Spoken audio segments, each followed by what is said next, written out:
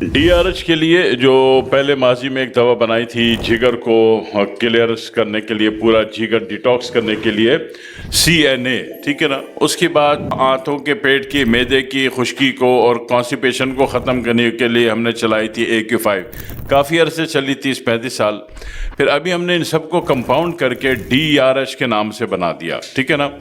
DRH میں فائدہ یہ ہے کہ ایک تو یہ جگر کو دھوتی ہے، اس کے سدے، پھنسے ہوئے سدے معاملات اس کے وہ نکال کے پھینک دیتی ہے. دوسرا، پیٹ معدہ آنتوں کی جو خشکی ہے اس کو ختم کرتی ہے.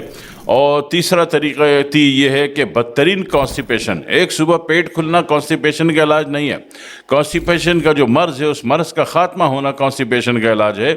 تو یہ پھر اس کو ختم کر دیتی ہے، ٹھیک ہے. اور طریقہ یہ ہوتا ہے کہ ہے تو بنی ہوئی گولیوں میں، لیکن اگر اس کو تیز چلانا ہو تو DRH کی بوتل جب بھی آپ کو ملے، اس کی گولیوں کو گرائنڈر میں ڈال کے پیس لیں. پیسنے کے بعد اس کی شیشیاں دوبارہ بھر لیجئے، روزانہ رات کو اس کا پورا ایک ڈھکن بھر کے منہ میں رکھیے، گلاس نیم گرم پانی پی لیجئے.